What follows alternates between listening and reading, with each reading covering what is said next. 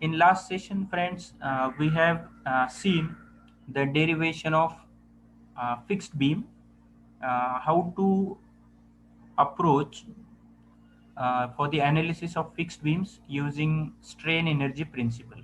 Okay, so in that derivation, if you remember, there were two major outcomes. One outcome was that area of fixed bending moment diagram is equal to minus of area of simply supported bending moment diagram. If you remember those two outcomes, I'll just show you here. A is equal to A dash. A is simply supported BMD area and A dash is fixed BMD area. Both are opposite to each other. Okay, both are opposite to each other. Another outcome is centroidal distance of uh, free BMD or simply supported BMD from support A. It is equal to centroidal distance of fixed BMD from same support A. Okay, so these two parameters we have to make use of, and we have to now analyze this fixed beam which is subjected to central point load. It is a unique case, and its answer we have to find. We have to find the fixed end moments of fixed beam subjected to point load at center. We have to make use of these derivations or these standard results in units 3, 4 and 5 repetitively. Okay, many a times. Unit 3 is slope deflection method, unit 4 is moment distribution method, unit 5 is stiffness matrix method. So in all these three units, we will need results of these uh, fixed beams. Okay, single span fixed beams. So we need to understand all these standard results. So we shall see how we can derive these results using strain energy approach. It is also known as first principles. Okay, so let us see. What we have to do is, we have been given this fixed beam subjected to central point load. Point load is W. Total span of the beam is small l, and A and B are the end supports, and we have to find out fixed end moments on supports A as well as B. Now, as the the beam is subjected to central point load, end conditions are same. So there is geometric and loading wise symmetry. Okay, geometric symmetry means load is symmetric. Okay, load is placed centrally. Then geometrically symmetry means on both the ends of the load, support condition is same. Okay, so loading wise as well as geometry wise, this given single span beam is symmetric. Now, how to start with? First of all, we will remove the fixed ends. Okay, we will remove these fixed ends and we will make them as simply supported beams. We will make this fixed beam as simply supported beam. So there will be a simple support on A as well as simple support on B, and there is external loading capital W. For this, we have to draw bending moment diagram. How to draw bending moment diagram? Simply find out what is moment under the point load. What will be moment under the point load? WAB by L. Okay, WAB by L. So this is a shortcut method to find bending moment for simply supported beam. Okay, so friends, how I am saying WAB by L? So I'll just try to explain it here.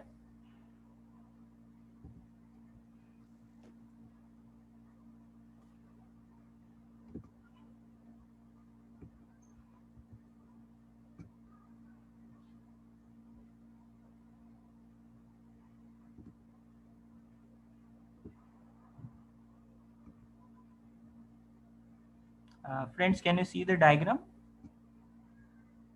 Hello. Yes. Okay. So my this value here is W. Okay.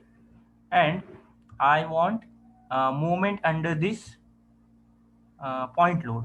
So I need to first of all calculate reactions for this uh, what we can say support. Okay. So here my reaction will be W by 2 on left hand side support. Okay. Similarly, on right hand side, what will be reaction?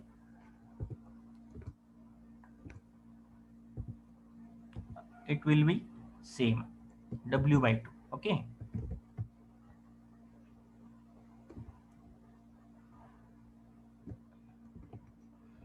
So on both ends, I have W by 2 reactions. I want moment here.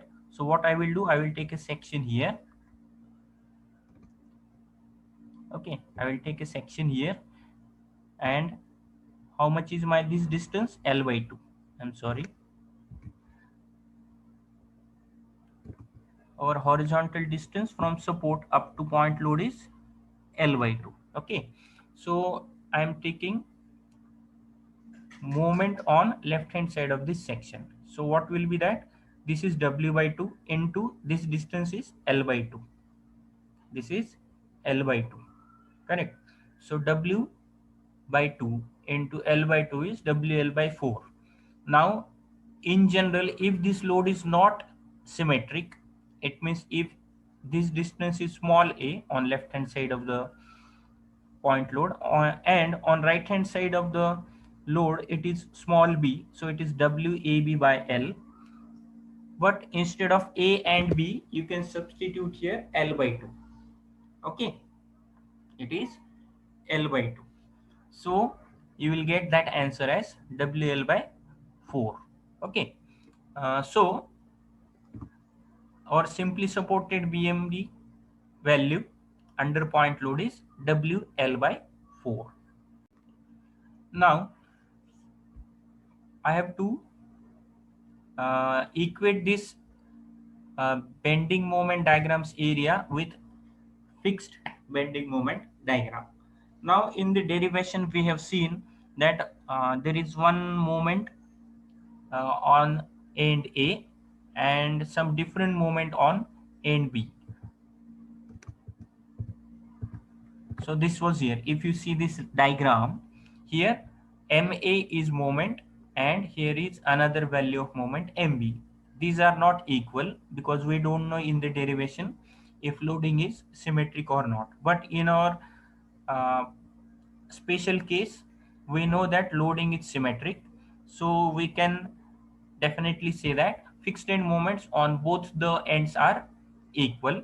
So we are saying that these moments are m values each. Okay, but we don't know what is that fixed bending moment value. We have to find it. Okay, once these two diagrams have been drawn, we just have to find out what are the areas of these two bending moment diagrams. So what is the area of free BMD which is in blue color?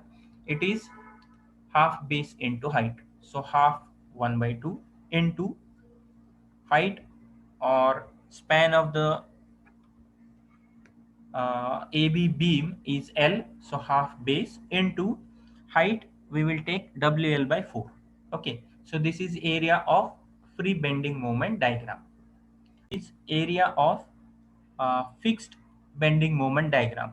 So if you see the fixed BMD in red color, it is a simple rectangle. So here area will be multiplication of both the sides. One side is capital M, another side is small l.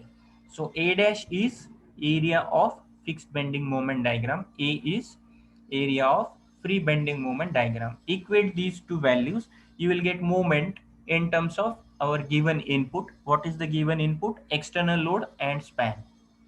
So M is WL by 8, which is nothing but MA, fixed end moment on A, as well as sorry, not fixed end moment, final moment we can say.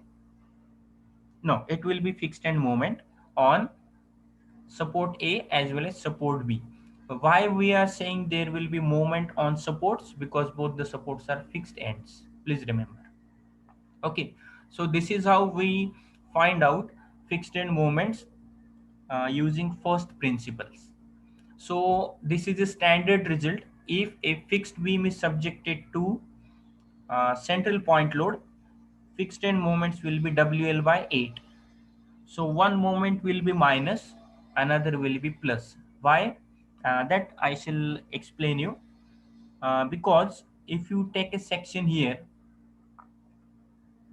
I'll just try to explain here. If you take a section on this end, so one moment will be anti-clockwise, something like this. Okay, and another moment will be clockwise. So without considering the section, anti-clockwise moment you will treat as negative, clockwise moment you will treat as positive. So one will be minus, another will be plus. When to consider these sign conventions, we shall discuss it in units 3, 4 and 5. We need not uh, consider sign conventions here. On one end, if moment is anti-clockwise, treat this moment as negative. On the other end, another moment is clockwise, treat this moment as positive.